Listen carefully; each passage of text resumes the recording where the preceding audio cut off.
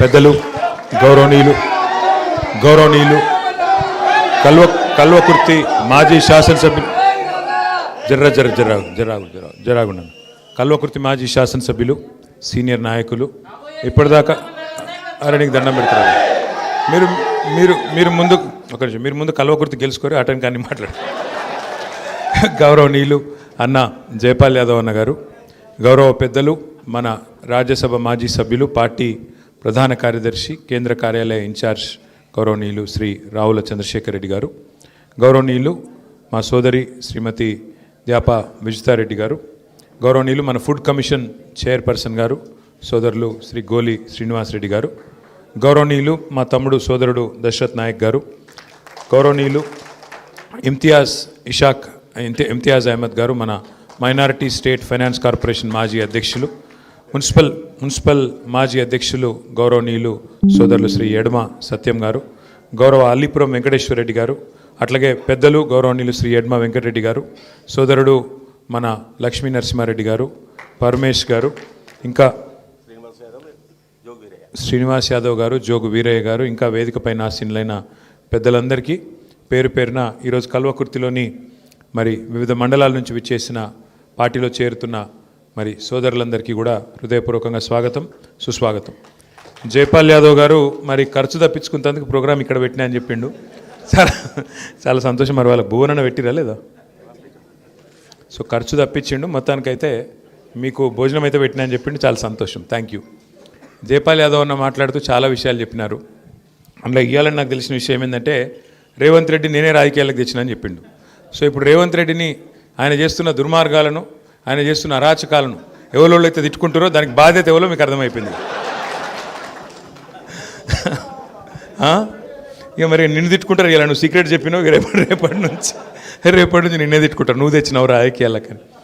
సరే, రాజకీయాల్లో అధికారం ఎవరికి శాశ్వతం కాదు. అప్పుడప్పుడు గెలుపు ఉంటుంది, అప్పుడప్పుడు ఓటమి ఉంటుంది. దాని గురించి పెద్ద ఆందోళన పడాల్సిన అవసరం ఏం లేదు. ఎందుకంటే ఈ దేశంలో మనం చాలా చూసినాం. ఇందిరాగాంధీ లాంటి గొప్ప నాయకురాలు, బాగా ప్రజాదరణ కలిగిన నాయకురాలు కూడా ఓడిపోయింది. ఎన్టీ రామారావు లాంటి సూపర్ స్టార్, ఎందుకంటే అసలు ఒకప్పుడు దేవుడు అంటేనే ఎన్టీ రామారావు. కృష్ణుడన్నా రాముడన్నా ఎట్లుంటాడో అసలు రాముడు కృష్ణుడి కంటే కూడా ఎన్టీ రామారావు గారు సినిమాల్లో ఆయన పాత్ర ఏదైతే ఉండేనో దాన్నే మరి ఇంట్లల్లో అంతా క్యాలెండర్లలో ఉంటుండే. అట్లాంటి ఎన్టీ రామారావు గారు కూడా ఈ దేశంలో మన కల్వకుర్తిలోనే ఓడిపోయినారు. కాబట్టి రాజకీయాల్లో గెలుపులు, ఓటములు, ఎత్తు పల్లాలు ఇవన్నీ చాలా చాలా సహజం. 10 ఏళ్ళు మనకు తెలంగాణ రాష్ట్రం సాధించుకున్న తర్వాత ప్రజలు మనకు అవకాశం ఇచ్చినారు. అవకాశం ఇచ్చినాక కల్వకుర్తిలో ఏమేమి చేసినారు కేసీఆర్ గారి నాయకత్వంలో అనే విషయం వివరంగా ఇప్పుడే జైపాల్ యాదవ్ గారు చెప్పినారు. రాష్ట్రంలోనే అత్యధికంగా వ్యవసాయ పంపు సెట్లు ఉన్న కాన్స్టిట్యున్సీ కల్వకుర్తి. అట్లాంటి కల్వకుర్తిలో ఎన్ని సబ్స్టేషన్లు, ఎన్ని ట్రాన్స్ఫారంలు, 24 గంటల కరెంట్ ఇవ్వడానికి ఎంత ప్రయత్నం చేసిందో కేసీఆర్ ప్రభుత్వం చాలా వివరంగా అన్నగారు చెప్పినారు. చాలా సంతోషం. దాంతోపాటు ఉమ్మడి పాలమూరు జిల్లాలో, ఉమ్మడి మహబూబ్నగర్ జిల్లాలో ప్రస్తుత నాగర్ కర్నూలు, వనపర్తి, అట్లాగే గద్వాల, నారాయణపేట, మహబూబ్నగర్ జిల్లాల్లో కొత్తగా కేసీఆర్ గారి ప్రభుత్వం వచ్చిన తర్వాత, తెలంగాణ రాష్ట్రం వచ్చిన తర్వాత 8 లక్షల ఎకరాలకు సాగునీరు ఇచ్చిన ప్రభుత్వం కేసీఆర్ ప్రభుత్వం అనే మాట నేను మీకు గుర్తు చేస్తా ఉన్నాను. పాలమూరు అంటేనే వలసల జిల్లాగా పేరుపడ్డ పాలమూరుకి రివర్స్ మైగ్రేషన్, ఒకవైపు రివర్స్ ఇరిగేషన్ అంటే రివర్స్ పంపింగ్ చేసి, అప్పుడెప్పుడో చెప్తారు పెద్దలు, భగీరథ ప్రయత్నం చేసి దివిలో ఉన్న గంగను భూమికి దించిండు అంటారు. అంటే ఆకాశంలో ఉండే గంగను కిందికి తీసుకొచ్చిండని చెప్తారు ఆనాడు భగీరథుడు. కానీ కేసీఆర్ గారు చేసిన భగీరథ ప్రయత్నం ఎట్లాంటిది అంటే, మీకు ఒక చిన్న ఐడియా ఉండాలి కాబట్టి చెప్తా ఉన్నా ఈ మాట. తెలంగాణను భౌగోళికంగా ఒక్కసారి మనం చూస్తే ఎట్లుంటుందంటే, ఇట్లా ఒక గుడిసెలాగా షేప్ చూస్తే ఒక గుడిసె షేప్లో ఉంటుంది. ఈ గుడిసెలో ఒక వరుస నుంచి, ఒకవైపు నుంచి గోదావరి నది పారుతుంటుంది, ఇంకొక వైపు నుంచి కృష్ణానది పారుతుంటుంది. అంటే మీ వైపు పాలమూరు పక్కకెళ్ళి కృష్ణానది పార్కం ఉంటుంది, యువతల పైన ఆదిలాబాద్కి నుంచి మొదలు పెడితే కింది దాకా నిజామాబాద్, ఆదిలాబాద్ మధ్యలోకి వెళ్ళి మొదలు పెడితే కింద భద్రాచలం దాకా గోదావరి నది పారుతుంది. కానీ భూమి ఇట్లా ఎత్తు మీద ఉంటుంది, నది కిందికి వెళ్ళిపోతుంటుంది. కృష్ణానది 110-120 మీటర్ల మీద కృష్ణానది పారుతుంటుంది. అట్లాగే గోదావరి చూస్తే 80-90-100 మీటర్ల మీద సముద్ర మట్టానికి 80-90-100 మీటర్ల మీద గోదావరి పారుతుంది. ఇప్పుడు మనం కూర్చున్న హైదరాబాదు 535 మీటర్ల మీద ఉంటుంది. అంటే మీ కృష్ణా నది ఏదైతే శ్రీశైలం కాల నుంచి మొదలు పెడితే కింద ఆ బీచ్పల్లి దాకా ఉన్నదో అదంతా కూడా 100-120 మీటర్ల మీద ఉంటే హైదరాబాద్ 400 మీటర్లు ఇంకా పైన. అందుకే ఇట్లుంటుంది తెలంగాణ అని చెప్తున్నా మీకు, అంటే ఒక గుడిసె లెక్క. మరి నీళ్లు పైకి తేవాలంటే, నీళ్లు ఈ పైన ఉండే భూభాగానికి తేవాలంటే మార్గం ఏంది? అందులో ఇప్పుడే మీ అన్న జయపాలన్న మన లక్ష్మీదేవిపల్లిని యాడ్ చేసినాడు. ఏది మన కొందుర్గు మండలం షాద్నగర్ కాన్స్టిట్యున్సీ లక్ష్మీదేవిపల్లి. లక్ష్మీదేవిపల్లి 660 మీటర్ల మీద ఉంటుంది. అక్కడ 660 మీటర్ల మీదకి ఉంటుంది. ఏది కృష్ణానది 120 మీటర్ల మీద ఉంటే లక్ష్మీదేవిపల్లి 660 మీటర్ల మీదికి, అంటే దగ్గర దగ్గర 400 మీటర్లు 500 మీటర్లు పైన ఉంటుంది అన్నట్టు. 1/2 కిలోమీటర్ మీద ఉంటుంది లక్ష్మీదేవిపల్లి. మరి నీళ్ళు ఎట్లా తేవాలి? షాద్నగర్కి ఎట్లా రావాలి, జడ్చర్లకి ఎట్లా రావాలి, కల్వకుర్తికి ఎట్లా రావాలి, అచ్చంపేటకి ఎట్లా రావాలి, నాగర్ కర్నూలుకి ఎట్లా రావాలి, వనపర్తికి ఎట్లా రావాలి, నారాయణపేటకి ఎట్లా రావాలి, ఏం చేయాలి ఆలోచించి కేసీఆర్ గారు మరి ఇంజనీర్లతోన ఇంకా ఇతర పెద్దలతోన ఆలోచించి నీటిని 2 మార్గాలు ఉంటాయి తెనిక. ఒకటి సొరంగ మార్గం ద్వారా తవ్వుకొని కిందికి తీసుకొచ్చి మళ్ళీ భూమిలోకి వెళ్ళి పైకి గుంజాల. లేదు రెండోది లిఫ్ట్ ఇరిగేషన్ కార్యక్రమం ద్వారా కిందికి వెళ్ళి నీళ్లను పైకి తీసుకొచ్చి మరి రిజర్వాయర్లు, గొలుసు కట్టు రిజర్వాయర్లు కట్టి దాని ద్వారా నీళ్లు మీకు అందించాలి. ఈ 2 మార్గాలు ఉంటాయి. అందుకే కాళేశ్వరం అనే ప్రాజెక్టు గోదావరి మీద, అట్లాగే ఇక్కడ పాలమూరు రంగారెడ్డి ఎత్తిపోతల పథకం అనేది మనకు కృష్ణానది మీద కట్టింది కేసీఆర్ గారు. కాళేశ్వరం ఏమో మొత్తం పూర్తయింది. సరే, పాలమూరు రంగారెడ్డి ఎత్తిపోతల పథకం 90% పూర్తయింది.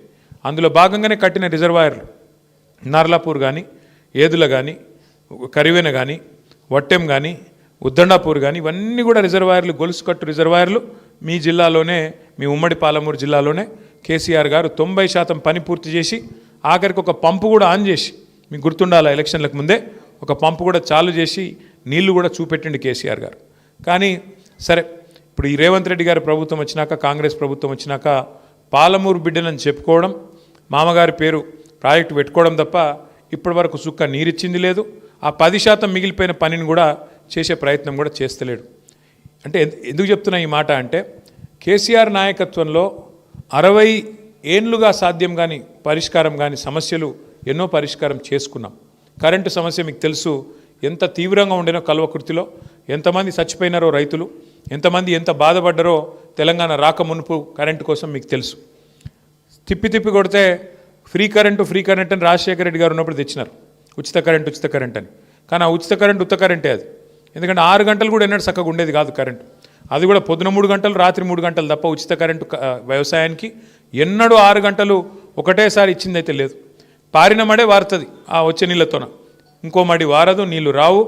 అర్ధరాత్రి పోయి కాపలా కూర్చుంటే కూడా దొంగల కాపలా కాసినట్టు కాపలా కాస్తే కూడా కరెంట్ ఎన్నడూ చక్కగా వచ్చేది కాదు కాంగ్రెస్ ప్రభుత్వంలో. ఇది నేను చెప్తలేను, స్వయంగా రేవంత్ రెడ్డి గారు చెప్పిండు. వాళ్ళ నాయన చచ్చిపోతే ఆ రోజు కాంగ్రెస్ ప్రభుత్వం ఉంటే రేవంత్ రెడ్డి గారు అసెంబ్లీలో చెప్పినాడు, అక్కడిక్కడ కూడా చెప్పలే, అసెంబ్లీలోనే చెప్పిండు. ఏమని చెప్పిండు? మా నాయన చచ్చిపోతే నేను కొండారెడ్డిపల్లికి పోయినా, కల్వకుర్తి తాలూకాలు ఉంటుంది మా ఊరు, పోతే నెత్తి మీద నీళ్లు చల్లుకుందామంటే నా అంతిమ సంస్కారం అయిపోయినాక, అంత్యక్రియలు అయిపోయినాక నీళ్లు చల్లుకుందామంటే నీళ్లు దిక్కులేవు, ఏం దరిద్రం కాంగ్రెస్ ప్రభుత్వమే మీది అని నేను చెప్తలేను, స్వయంగా రేవంత్ రెడ్డి గారే చెప్పినారు. అట్లాంటి కరెంటు లేని తెలంగాణను కరెంటు తెచ్చి 24 గంటల కరెంటు వ్యవసాయానికి, పరిశ్రమలకు, ఇళ్లకు, మనకు ఎక్కడ కూడా ఏ రోజు కూడా సమస్య లేకుండా, అర్ధరాత్రి వ్యవసాయం చేసుకునే గోస లేకుండా, అర్ధరాత్రి దొంగలే వచ్చే కరెంటు కోసం కావలగాసే దుస్థితి లేకుండా కేసీఆర్ గారి నాయకత్వంలో అద్భుతంగా కరెంటు బాగా చేసుకున్నాం. అట్లాగే మంచినీళ్ళు ఇంటింటికి తెచ్చుకున్నాం మిషన్ భగీరథ ద్వారా బ్రహ్మాండంగా. అట్లాగే సాగునీరు 80 మీటర్ల పైనుండే గోదావరిని నీళ్ళని తీసుకొచ్చి 618 మీటర్లుండే కొండపోచమ్మ సాగర్ నింపుకున్నాం. అట్లాగే 120 మీటర్ల మీద ఉండే మీ సోమశిల నుంచి బ్రహ్మాండంగా పైకి మొత్తం మీ రిజర్వాయర్లన్నింటినీ కట్టుకొని నీళ్లు నింపుకోవడానికి కూడా సౌలత్ ఏర్పాటు చేసుకున్నాం. అట్లే రైతన్నల కోసం స్వాతంత్రం వచ్చిన తర్వాత మొట్టమొదటిసారి ఏ నాయకుడు, ఏ ముఖ్యమంత్రి, ఏ ప్రధానమంత్రి చేయని ఒక వినూత్నమైన ఆలోచన, రైతుకు పెట్టుబడి సాయం అందించాలి అనే ఒక ఆలోచన చేసి 1 కాదు 2 కాదు 73,000 కోట్ల రూపాయలు, 1 2 కాదు 11 పంటలు 11 సీజన్లకు 73,000 కోట్ల రూపాయలు బ్రహ్మాండంగా మీకు రైతు బంధు నాటేసే టైం వచ్చిందంటే బ్రహ్మాండంగా టింగు మన ఫోన్ మోగుతుండే, మీరు ఏం పైరవి చేసే అవసరం లేకుండా, దరఖాస్తు పెట్టే అవసరం లేకుండా, దండం పెట్టే అవసరం లేకుండా ఖాతాలో వచ్చి పైసలు పడేది. సరే ఇన్ని చేసినాం, మరి ఎందుకు ఓడిపోయినాం? ఎందుకంటే ఒకటే ఒక కారణం ఉంది, మన నాయకుల అనైక్యత. ఒకళ్ళంటే ఒకళ్ళు ఓర్వలేనితనం, పని చేసినా చెప్పుకోకపోవడం. ఇప్పుడు ఒక ఊళ్ళే 4 నాయకులు ఉంటారు, జైపాల్ యాదవ్ అన్న కానీ లేకపోతే ఇంకెవరైనా సరే ఎమ్మెల్యే అంటే ఆయన ఏం చేస్తాడు, ఆయనకు 2 బాగా పరిచయం అవుతారు, ఒక 2 అంత పరిచయం గారు. ఇక ఆ ఊళ్ళో కొంగనే జైపాల్ అన్న ఏం చేస్తాడు, లక్ష్మీనరసింహారెడ్డిగా రావా అని చెప్పి ఆయనని దగ్గర తీసుకుంటాడు. ఆయన దగ్గర తీసుకునే వరకు మిగతా 3 కోపం వస్తుంది. అగో మేము పని అంతా మేము చేస్తాము, ఈ లక్ష్మీనరసింహారెడ్డినేమో బాగా ఎత్తుకుంటున్నాడు, తెలిసి రావాలి జైపాల్ యాదవ్కు, మంచిగా అయింది, ఒక్కసారి మా ఊళ్ళో మనం పని చేయకపోతే ఏమవుతుందో తెలుస్తుంది అని అట్లా కోపం. రెండోది ఏమైంది, రైతు బంధు విషయంలో కూడా ఇయ్యనప్పుడు ఎవడు ఇయ్యలేదు, కాంగ్రెస్ వాడు ఇయ్యలేదు, తెలుగుదేశం ఇయ్యలేదు, ఎవరు ఇయ్యలేదు దేశంలో కేసీఆర్ ఇచ్చే ముందు. కానీ ఇచ్చుడు మొదలుపెట్టినాక అందులో ఇచ్చికాయలు ఏంటిది, అగో జైపాల్ యాదవ్కు 50 ఎకరాలు ఉంది, గోలి శ్రీనివాసరెడ్డికి 10 ఎకరాలు ఉంది, మరి జైపాల్ యాదవ్ కిందకి ఇవ్వాలి అని గోలి శ్రీనివాసరెడ్డి లొల్లి. అరే నీకు వచ్చినది నీకు వస్తుంది కదా అంటే, నాకు ఇవ్వకపోయినా పర్లేదు గాయనకి ఎందుకు ఇస్తున్నావు, అరే ఇది ఎక్కడ బాధ రాబోయే అంటే అంతే. ఇక అట్లా అయిపోయింది సమాజం. ఎందుకంటే నాకు వచ్చిందన్నది అంతం లేదు, గాయనకి ఎందుకు ఇస్తున్నావు ఎక్కువ, గాయన బలిసినోడు గాయనకి ఎందుకు ఇస్తున్నావు. అరే వాళ్ళు పర్సెంటేజ్ చూసుకోండి తమ్మి, ఏం లేదు అందులో 2% కూడా లేరా అసంటోళ్ళు, 1.2% కూడా లేరా అంటే అది నేటిది లేదు. ఇంకా ఊళ్ళల్లో ఇంకొకటి కూడా మోపైంది, ఏ మాటకు ఆ మాట చెప్పుకుంటే. ఇవాళ రేపు ప్రతి ఒక్కరి చేతిలో ఫోన్ ఒకటి మోపైంది. ఇక ఆ ఫోన్లలో ఏం లేదు, ఇక తినేటప్పుడు గిదే, బాత్రూంలో గిదే, ఉన్నమాట చెప్తున్నా నేను, అంతేనా? ఏమైపోయిందంటే ఇక అందులో ఏమున్నది, తిట్టటోనికి ఎక్కువ గిరాకీ. ఆ కేసీఆర్ ఇంట్లోకి వెళ్ళి ఇస్తుండా, మరి ఇదివరకు నోడేవాడని ఇంట్లోకి వెళ్ళి ఇచ్చిండా? ఒకడు 3 పంటలకు ఇవ్వాలని అప్పుడు రేవంత్ రెడ్డి చెప్పిండు, 2 పంటలకు ఇస్తారా, 3వ పంటకి ఇవ్వవా అని ఒకడు అంటాడు, ఇంట్లోకి వెళ్ళి ఇస్తుండా అని ఇంకోటి అంటాడు. మరి ఇదివరకు నోడేవాడని ఇచ్చిండా? ఇదివరకు 200 రూపాయలు పెన్షన్ ఇస్తే ఆహా ఓహో అన్నారు, మరి 2000 పెన్షన్ ఇస్తేనేమో 10 రెట్లు పెంచి 2000 చేస్తే దానికి మాత్రం ఇంట్లోకి వెళ్ళి ఇస్తుండా అని దీర్ఘాలు తీసుడు. ఇట్లాంటి కార్యక్రమాల వల్ల మనది మనం చక్కగా చెప్పుకోకపోవడం వల్ల, మన పని చేసి కూడా చక్కగా మార్కెటింగ్ చేసుకోకపోవడం, అవతల వాడు అబద్ధాలు ప్రచారం చేయడం, అవతల వాడు చెప్పిన అబద్ధాలనే ప్రజలు నమ్మేటట్టుగా ఇంకో 10 మంది యూట్యూబ్లలో ఆన్లైన్లో పోగై వాళ్ళు చెప్పుడు, అవి మనం ఎక్కువ నమ్ముడు. ఎందుకంటే మన సమాజం ఎట్లా అంటే, ఇప్పుడు జైపాల్ యాదవ్ గారు చాలా మంచోడు అని నేను చెప్తే మీరు నమ్మరు. జైపాల్ యాదవ్ సాబ్ చాలా మంచోడు, గొప్పవాడు, ఆయనకు అర్జెంటుగా ఓటేయండి అంటే నమ్మరు. అదే జైపాల్ అన్న ఇప్పుడు వచ్చినప్పుడు 2 మర్డర్లు చేసి వచ్చిండంటే నమ్ముతారు. ఓ అవునా, ఎక్కడో చేసే ఉంటాడు, నిజమే, అంతే తప్ప మనిషి నైజం అది. కాబట్టి ఎంత విచిత్రం అంటే, మాకు కూడా కొన్ని ఆలోచిస్తే మొత్తం కాళేశ్వరం ప్రాజెక్టుకి అయిన ఖర్చే 93,000 కోట్లు. అంత పెద్ద ప్రాజెక్టు, 45 లక్షల ఎకరాలకు నీళ్ళు ఇచ్చే ప్రాజెక్టు, మొత్తం అయిన ఖర్చు ఎంత, 93,000 కోట్లు. కానీ రాహుల్ గాంధీ వస్తాడు ఢిల్లీకి వెళ్ళి 1,00,000 కోట్ల కుంభకోణం అంటాడు. మనకు అర్థం కాదు, ఏమయ్యా ఖర్చు అయిందే 93,000 కోట్లు, అన్న నీళ్లు రానేవట్టే, గిని కనబడనేవట్టే, సొరంగాలు కనబడుతున్నాయి, పైప్ లైన్లు కనబడుతున్నాయి, కాలువలు కనబడుతున్నాయి, సబ్స్టేషన్లు కనబడుతున్నాయి, అది ప్రపంచంలోనే అతిపెద్ద లిఫ్ట్ ఇరిగేషన్ ప్రాజెక్టు. మరి ఇక 1,00,000 కోట్ల కుంభకోణం అంటే ఎట్లా, ఇది కూడా అడగడు, నమ్ముడే. 1,00,000 కోట్ల కుంభకోణం, 1,00,000 కోట్ల కుంభకోణం అని 1,00,000 గొంతులు వేసుకొని ఉర్రాలి, నమ్మాలి, ఆయనతో బాయ్ పడాలి. ఇక ముయ్యికెళ్ళి ఇంకోటి, కేసీఆర్ 2,000 ఇస్తుండా, నేను 4,000 ఇస్తా. కేసీఆర్ 10,000 ఇస్తుండా, నేను 15,000 ఇస్తా. కేసీఆర్ 1,00,000 రూపాయలు ఇస్తుండా లగ్గానికి, నేను తులం బంగారం ఇస్తా. ఆయనతో నమ్మినరు, 6 గ్యారెంటీల గారెడ్ల పడ్డరు.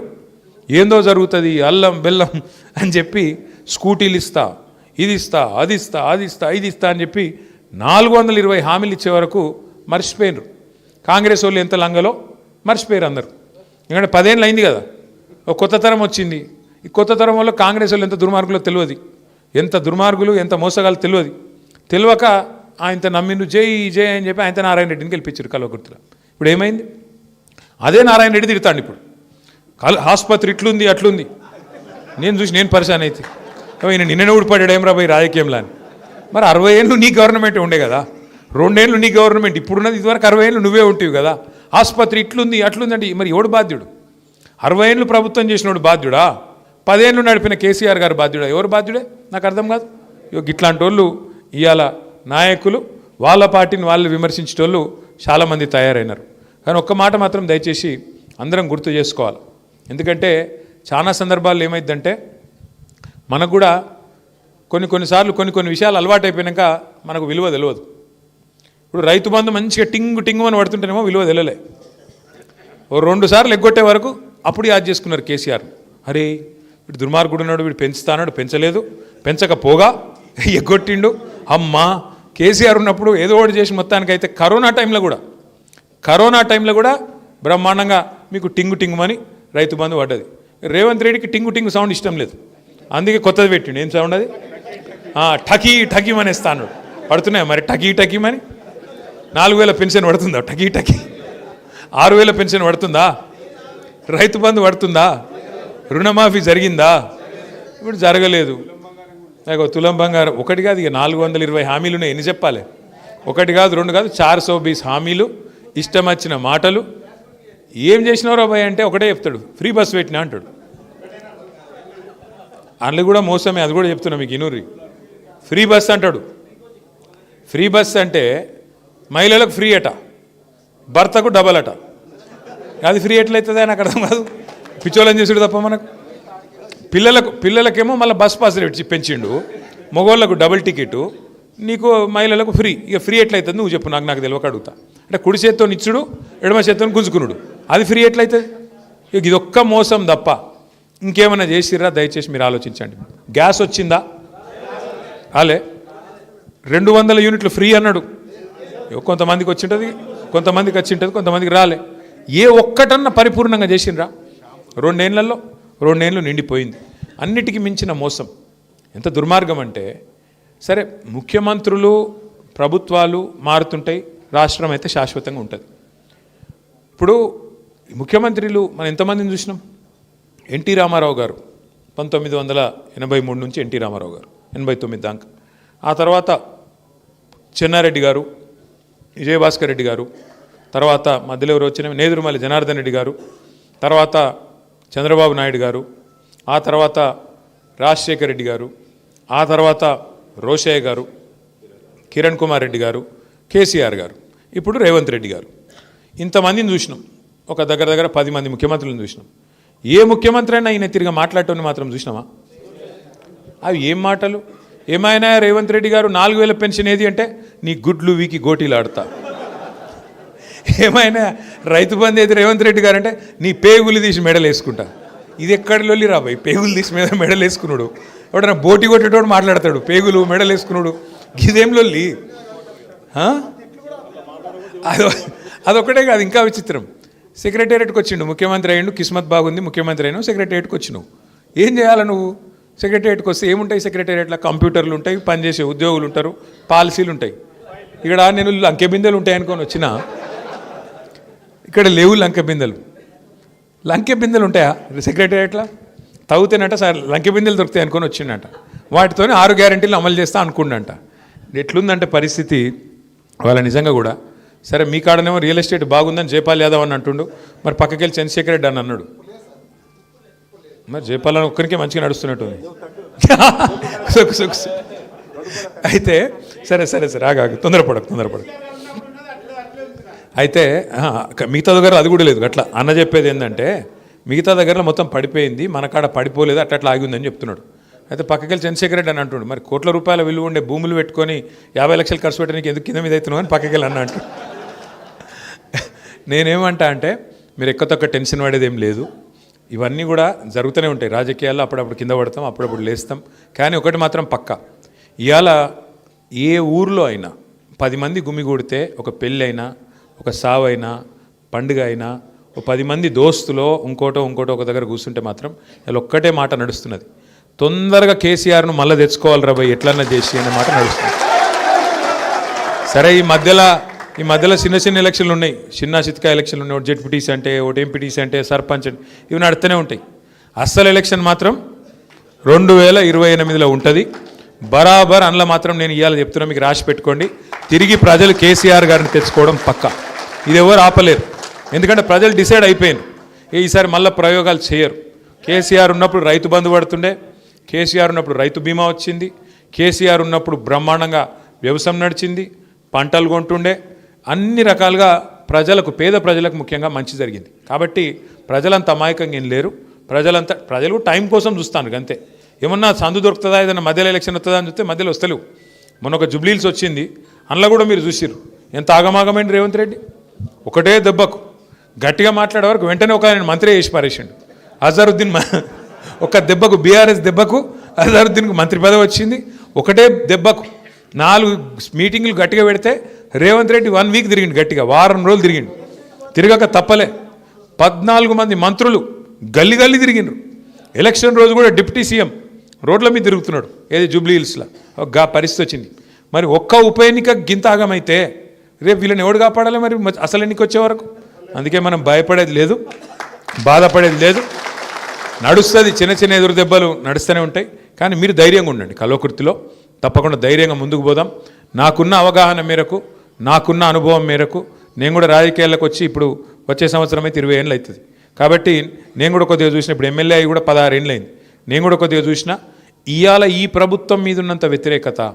బహుశా భారతదేశంలో ఏ ప్రభుత్వానికి కూడా ఇంత తొందరగా వ్యతిరేకత వచ్చిన ప్రభుత్వం అయితే ఎక్కడ లేదు కాబట్టి మనం ఏం బాధపడాల్సిన అవసరం లేదు కాంగ్రెస్ వాళ్ళు ఒకరినొకటి అనుకుంటారు గుద్దుకుంటారు ఒక నంగిలాగా ఇంకోటి చింపేస్తాడు ఆఖరికి మనం ఏం లేకుండా మనం కలిసి కట్టుకుంటే చాలు మన ఓటమికి కారణం అనైక్యత మన ఓటమికి కారణం ఐకమత్యం లేకపోవడం మన ఓటమికి కారణం మనం కలిసికట్టుగా నడవకపోవడం నేను జైపాల్ యాదవ్ గారిని అదేవిధంగా ఇతర పెద్దలందరినీ కూడా కోరుతా ఉన్నా వేదిక మీద రేపు ఇంకా చాలా మార్పులు చేర్పులు ఉంటాయి సర్పంచ్ ఎలక్షన్లు అయిపోగానే మనం కూడా వెంటనే మెంబర్షిప్ కార్యక్రమం పెట్టుకుందాం సంస్థాగత నిర్మాణం చేసుకుందాం క్యాడర్ను బ్రహ్మాండంగా తయారు చేసుకుందాం ప్రతి ఊళ్ళో కమిటీలు బూత్ కమిటీలు కానీ గ్రామ కమిటీలు కానీ మండల కమిటీలు కానీ నియోజకవర్గ కమిటీలు కానీ జిల్లా కమిటీలు కానీ వేసుకుందాం వచ్చే సంవత్సరంలో మనకు ప్రతి జిల్లాలో ఆ పార్టీ ఆఫీస్ ఉన్నది మీ నార్కర్నూలు జిల్లాలో ఉన్నది రంగారెడ్డి జిల్లాలో పార్టీ ఆఫీస్ ఉన్నది ఎక్కడికక్కడ జిల్లాల్లో శిక్షణ కార్యక్రమాలు పెట్టుకుందాం అన్ని విషయాలు మీకు తెలియాలి రేవంత్ రెడ్డి చేస్తున్న మోసం మీకు తెలిస్తేనే ప్రజలకు తెలుస్తుంది ఒక 2 విషయాలు మాత్రం నేను చెప్పి ముగిస్తాను 2 మోసాలు ఆయన ఇప్పుడు తాత్కాలికంగా ఏదైతే ఇప్పుడు రైట్ నౌ నడుస్తున్న మోసాలు ఒకటి బీసీ రిజర్వేషన్ల విషయంలో జరిగిన మోసం ఎలక్షన్ల ముంగట ఏం చెప్పిండు 42% రిజర్వేషన్ ఇస్తా ఏది ఒక సర్పంచ్ పదవి ఎంపీటీస్ పదవి కాదు 42% రిజర్వేషన్ ఉద్యోగాలలో ఇస్తా 42% రిజర్వేషన్ విద్యలో ఇస్తా 42% రిజర్వేషన్ ప్రభుత్వ కాంట్రాక్ట్లలో కూడా ఇస్తా మీ ఊళ్ళో వేసే సీసీ రోడ్లు మోరీలు అందులో కూడా బీసీలకు 42% ఇస్తా అని చెప్పిండు ఎస్సీ ఎస్టీలకు 28% ఇస్తా అని చెప్పిండు ఏది కాంట్రాక్ట్లలో వాటా అందులో కూడా ఇస్తా అని చెప్పిండు సంవత్సరానికి 20,000 కోట్ల బడ్జెట్ పెడతా అని చెప్పిండు ఏది బీసీలకు అంటే 5 ఏళ్లలో 1,00,000 కోట్ల బడ్జెట్ ఇస్తా ప్రతి సంవత్సరం 20,000 కోట్ల బడ్జెట్ ఇస్తా అని చెప్పిండు 2 బడ్జెట్లు అయిపోయినాయి 2 బడ్జెట్లు కలిపి కూడా 12-13 వేల కోట్లు దాటి పెట్టలే 40,000 కోట్లు పెడతా అని చెప్పి 12-13 వేల కోట్లు కూడా పెట్టలే దాంతోపాటు రిజర్వేషన్ ఏదో కేసీఆర్ గారు తగ్గించిండు నేను పెంచుతా మొత్తం కేసీఆరే అన్యాయం చేసిండు అని అడ్డం పొడవు అసెంబ్లీలో బయట మాట్లాడిండు మీరు చూసే ఉంటారు కేసీఆర్ గారు ఉన్నప్పుడు ఆనాడు పంచాయతీ ఎన్నికల్లో 24% రిజర్వేషన్ ఉండే బీసీలకు మరి ఇలా ఎంత ఉన్నది బీసీలకు పంచాయతీల ఎన్నికల్లో చెప్పిందేమో 42 ఇచ్చిందేమో 17 అంటే 25% నార్కర్నూలు జిల్లా అయితే 13% బీసీలకు మరి బీసీ సోదరులు బుద్ధి చెప్తారా చెప్పరా ఇంత మోసం చేసిన ప్రభుత్వం ఎన్ని డ్రామాలు చేసిండు మధ్యలో ఒకరోజు జీవో ఇచ్చినా అంటాడు ఒకరోజు బిల్లు సంతకం పెట్టినా అంటాడు ఇంకో రోజు రాజ్యాంగ సవరణతోనే సాధ్యమంటాడు ఇంకో రోజు పార్టీ పరంగా రిజర్వేషన్లు ఇస్తా అంటాడు ఇన్ని డ్రామాలు చేసి ఆఖరికి తడిగుడ్డతోని ఇవాళ బీసీల గొంతు కోసిండు రేవంత్ రెడ్డి గారు మరి ఆయనను బుద్ధి చెప్తారా కల్వకుర్తి తాలూకాలో చెప్పరా మా బీసీ సోదరులే మీరే ఆలోచించాలా మీరే డిసైడ్ చేయాలా మీరే నిర్ణయం తీసుకోవాలని చెప్పి నేను కోరుతా ఉన్నా రెండవది ఇవాళ ఇంకొక మోసం హైదరాబాదులో అట్లాగే మొత్తం తెలంగాణలో దేశంలో కూడా ఎవరైనా పరిశ్రమ పెట్టాలి అంటే ప్రభుత్వమే చాలా తక్కువ ధరకు భూములు ఇస్తుంది ఎట్లా అంటే ఉదాహరణకు ఇప్పుడు మన ప్రభుత్వం ఉన్నప్పుడు కూడా ఇప్పుడు ఉదాహరణకు నేను చెప్తున్నా వేరే ఏమనుకోకండి ఎడుమ సత్యం ఉన్నాడు సత్యం వచ్చి అన్న నేను ఒక అపార్ట్మెంట్ కట్టుకుంటా నాకు 2 ఎకరాల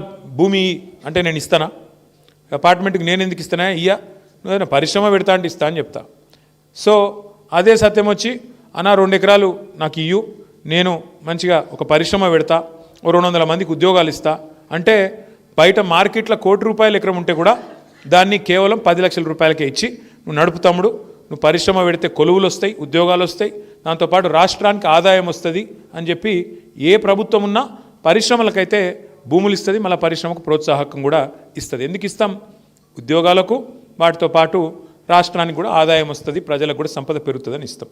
ఇప్పుడు ఏమైంది అంటే గత 50-60 ఏళ్లలో హైదరాబాద్ మహానగరం చుట్టూ ఒక 21 పారిశ్రామిక వాడలు వచ్చినాయి. ఇట్లనే ప్రభుత్వాలు ఏం చేసినాయి, ఒక్కొక్క ప్రభుత్వం, తెలుగుదేశం కావచ్చు, కాంగ్రెస్ కావచ్చు, టీఆర్ఎస్ కావచ్చు, పారిశ్రామిక వాడలు ఏర్పాటు చేస్తాం. ఎందుకంటే అందరికి గవర్నమెంట్ ఉద్యోగాలు ఇవ్వలేం కదా, అందుకే పరిశ్రమలు పెడితే మన పిల్లలకు కొలువులు వస్తాయని పరిశ్రమలు వాడలు ఏర్పాటు చేస్తాం.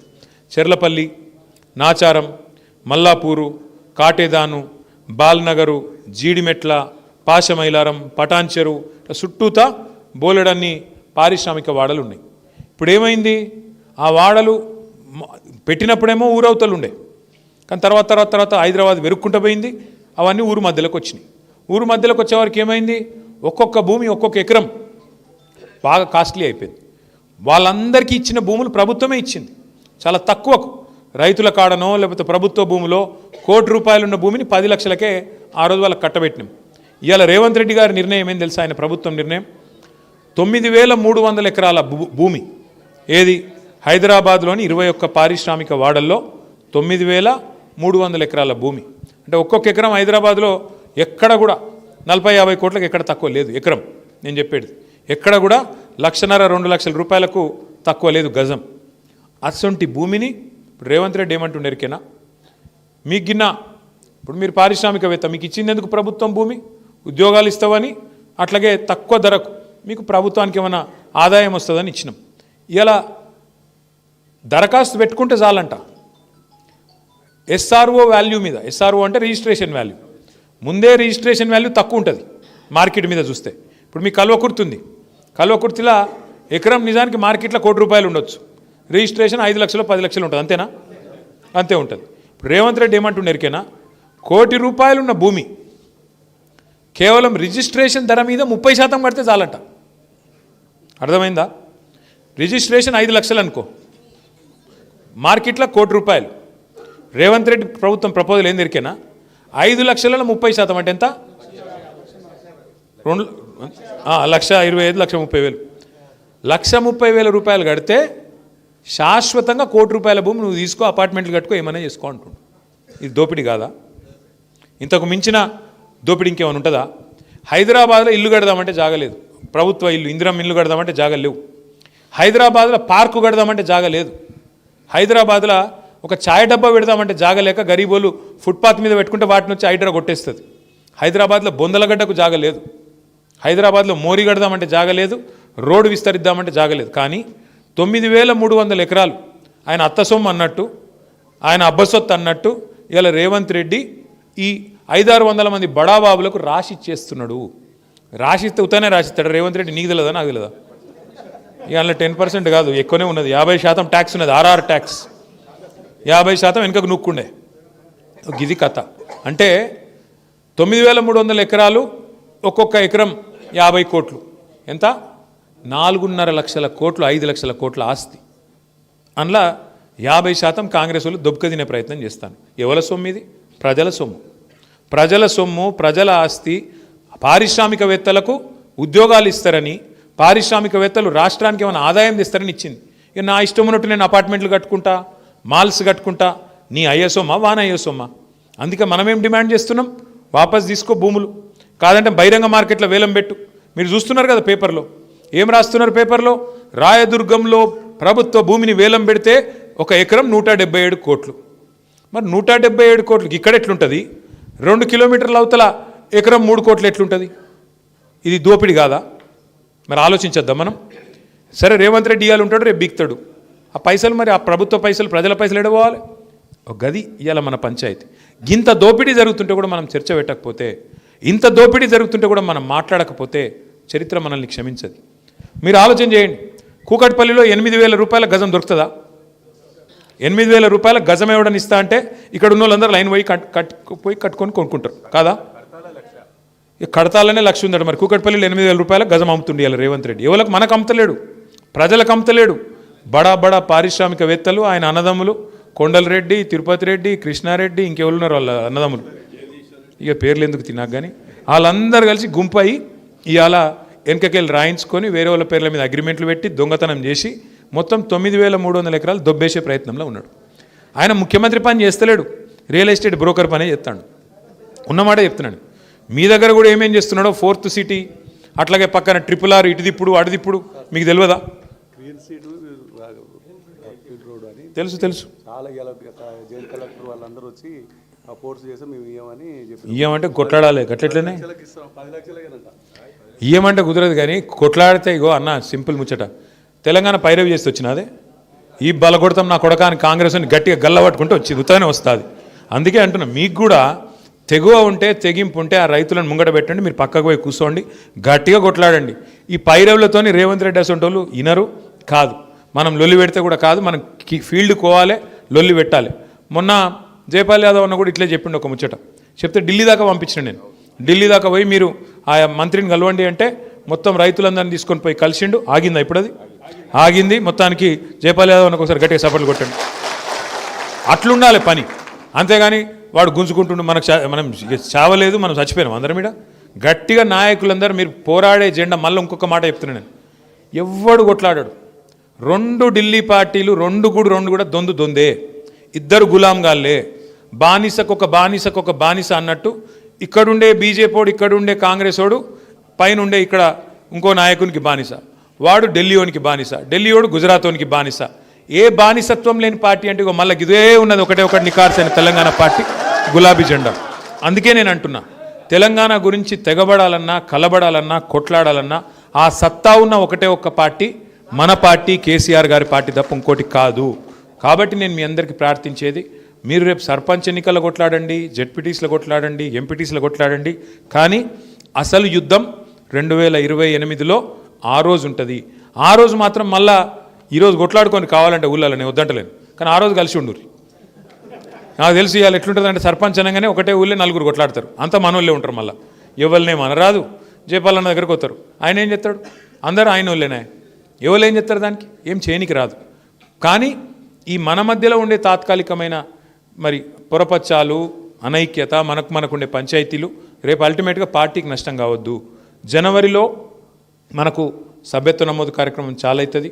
అన్ని మున్సిపాలిటీలలో, అన్ని గ్రామాలలో మీరే దగ్గర ఉండి బాధ్యత తీసుకుని నడిపించాలా. తర్వాత కమిటీలు వేసుకుందాం. 2026లోనే శిక్షణ కార్యక్రమాలు పెట్టుకుందాం, బ్రహ్మాండంగా తర్ఫీదు ఇచ్చుకుందాం. అన్ని మోసాల మీద, బీసీ రిజర్వేషన్ల మీద జరుగుతున్న మోసం, సంపద కొల్లగొట్టే మోసం, 420 హామీలు ఇచ్చి ఇలా దుర్మార్గం చేస్తున్న వైనం, అట్లాగే 6 గ్యారంటీల పేరిట ఆడుతున్న డ్రామాలు, ఇవన్నిటిని కూడా ప్రజల సమక్షంలోనే బయట పెడదాం. ప్రతి కార్యకర్తను, ప్రతి నాయకుడిని ఒక్కొక్క కేసీఆర్ గారు లాగా కథన రంగంలో రేపు కథానాయకులే విజృంభించే విధంగా తయారు చేసుకుందామని చెప్పి నేను మనవి చేస్తూ, ఇవాళ పార్టీలో చేరుతున్న మిత్రులను పిలవాల్సిందిగా నేను గౌరవనీయులు జయపాల్ యాదవ్ గారిని కోరుతూ, జై తెలంగాణ. ఆఖరి మాట, మన పెద్దలు కేసీఆర్ గారు నిరాహార దీక్ష కూర్చున్న రోజు ఎల్లుండి నవంబర్ 29, మరి 16 సంవత్సరాల కిందట.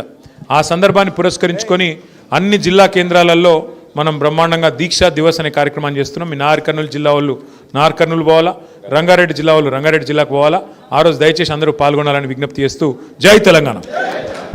కూర్చోవాలి దయచేసి.